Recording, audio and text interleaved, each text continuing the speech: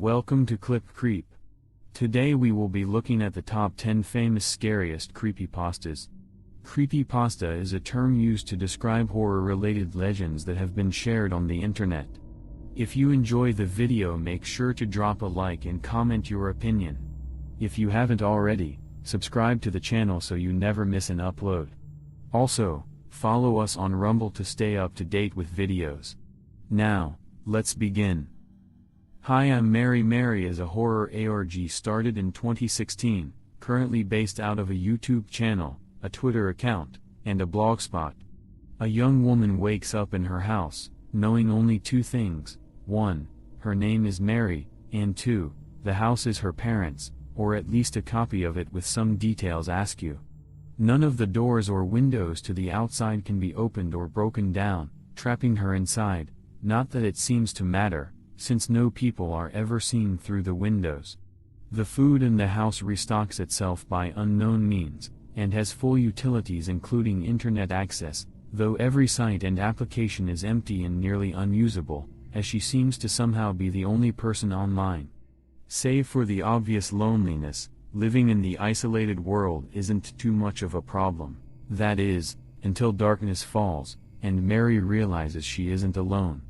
Hounded by bizarre entities at night and haunted by her own self-doubt in the day, Mary starts documenting her situation online, unaware that she's gathering a large audience in our world.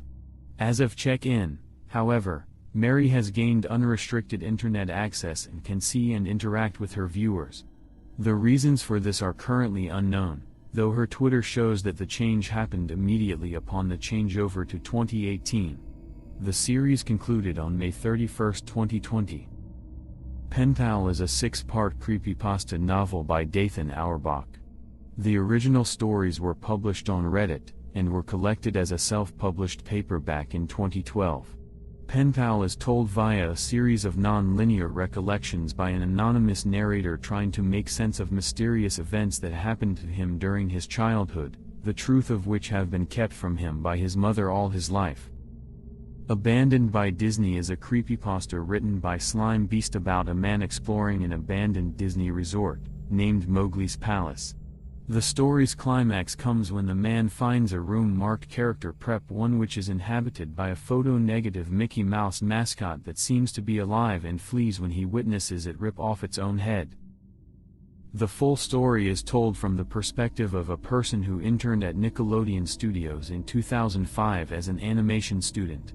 The student and some other co-workers received a tape to edit titled Squidward's Suicide for the series SpongeBob SquarePants. The staff initially assumed it was just an office prank. In the first-hand account, the video consists of Squidward preparing for a concert. After Squidward finishes playing at the concert, the crowd jeers at Squidward. The next shows Squidward forlornly sitting on a bed, while strange and upsetting noises play and become louder in the background. The scene is spliced with quick flashes of murdered children, each time the noise is getting louder when cutting back to Squidward, now bearing red hyper-realistic eyes.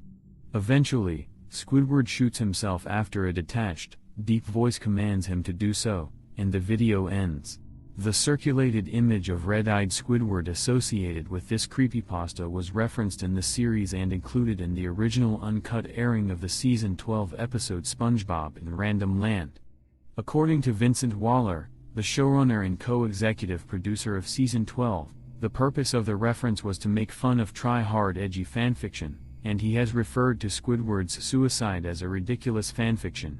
He further clarified that it was only intended as a reference and that the Red Mist Squidward character is far from canon.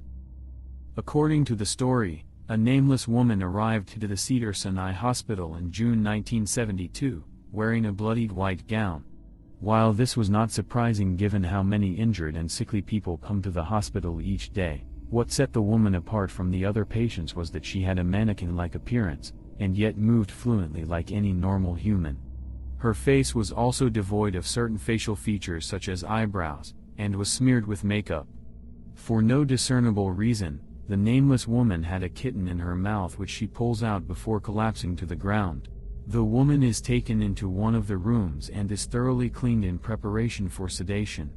Fearing for the worst, The staff decided it best to restrain her until the authorities arrived, but they were also too frightened to directly look at the woman. They explained to the woman what their intentions for her was, and she seemed to follow along without much repercussion. When the chief doctor was preparing to inject her, however, the woman immediately starts fighting back.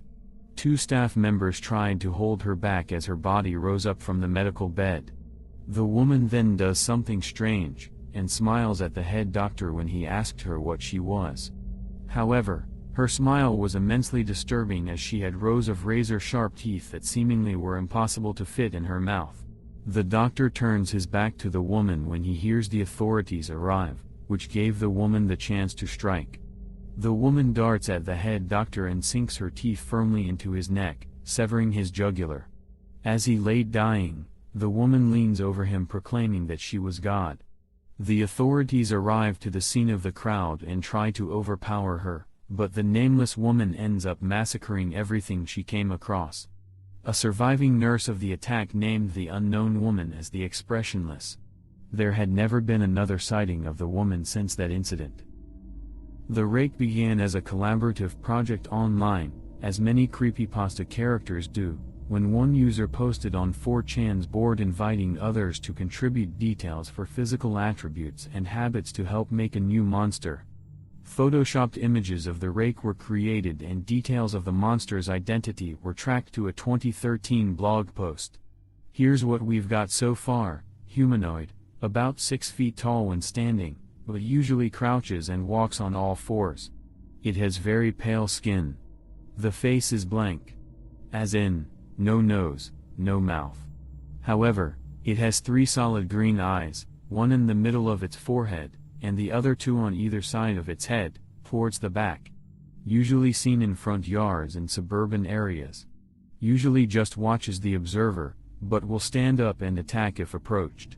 When it attacks, a mouth opens up, as if a hinged skull that opens at the chin. Reveals many tiny, but dull teeth.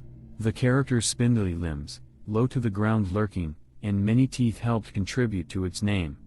In the fictitious origin story of the Rake, early sightings of the monster occurred as early as 2003 when reported encounters with the curious, frightening creature began cropping up in northeastern America before a media blackout on the subject apparently began.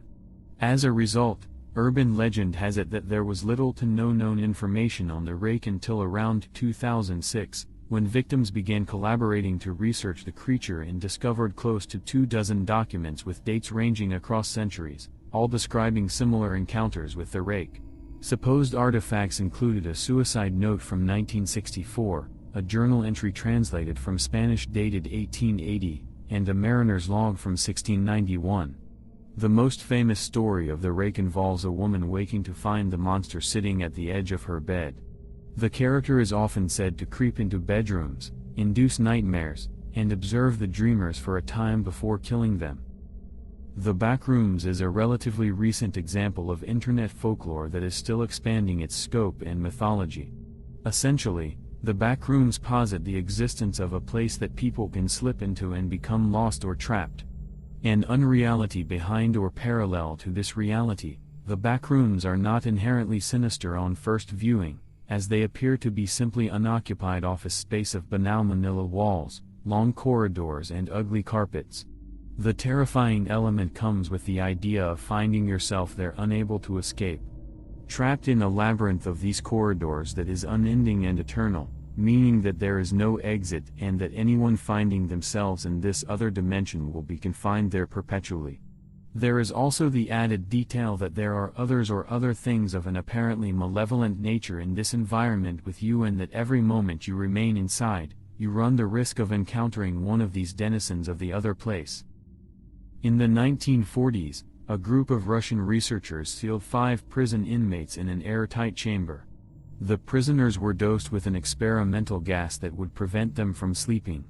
Their conversations were electronically monitored, and their behavior was observed through secret two-way mirrors. For the first few days, everything seemed fine. But after the 5th day, they slowly began to exhibit signs of stress. They became paranoid and stopped talking to one another, whispering about each other into the microphones. 9 days in, the screaming began. 2 of the sleepless prisoners just started running around the chamber, yelling so hard their vocal cords nearly broke. Suddenly, however, the voices stopped, and the chamber became dead quiet. Fearing the worst, the researchers announced that they were opening the chamber. But a voice from inside answered, "We no longer want to be freed." On the 15th day, the stimulant gas was replaced by fresh air. The results were chaotic. 1 inmate was dead. The inmates had been severely mutilated, flesh torn off their bodies and stuffed into the floor drain. They seemed to have ripped open their own abdomens, and even eaten their own flesh. They refused to leave by force, fighting back with a powerful aggression none of the researchers could have imagined they possessed. They fought furiously against being removed and anesthetized. 1 even tore his own muscles and ripped his bones apart during the struggle. When asked why they had mutilated themselves, each gave the exact same answer: "I must remain awake." The researchers wanted to kill the prisoners and remove all traces of the experiment, but their commanding officer demanded it be resumed immediately, with the researchers joining the inmates in the sealed chamber. Horrified, the chief researcher shot him point blank. He then shot and killed the 2 last surviving subjects, and set about covering up all that had taken place. Firstly, for those unfamiliar with the character Jeff the Killer, the most widely known creepypasta on this character can be found here. The story is usually linked to a version of this image in which the character is shown to be noseless, with bleached white skin, a leering permanent grin and lank black hair. For those wanting a quick overview, the story of Jeff Killer goes something like this. At 13 years old, Jeffrey Allen Woods, or Jeff Hoddick, moves with his parents and brother Louis to a new town. Here, Jeff and his sibling encounter 3 bullies and are threatened with knives. Jeff beats these bullies badly, with Louis taking the blame for the assault and being carted off by the ever-reliable police. Guilt-ridden and depressed at having let Louis take the blame for his actions, Jeff's day gets even worse when he meets the bullies again and is horribly burnt in an attack with alcohol and bleach. This burning results in Jeff being permanently disfigured, his skin bleached white, physically, whilst his mind snaps. Upon being discharged for some reason, his doctors apparently attributing Jeff's insane behavior to the painkillers he is taking, Jeff arrives home and proceeds to make a bad situation worse by purposely mutilating his already disfigured face, cutting a permanent smile into his mouth and cheeks and burning of his eyelids so that he can always see his face. Jeff then goes on to kill both his parents and his brother Louis, meeting him with the instruction go to sleep before stabbing him and disappearing on a wider and less discriminating killing spree, which it would seem, continues to this day. The Slender Man was created in 2009 by Eric Knudsen, username Victor Surge, a user on the Something Awful internet forums. Knudsen created the character for an online Photoshop contest that called for participants to digitally transform ordinary photographs and pass them off as authentic to a number of paranormal interest forums.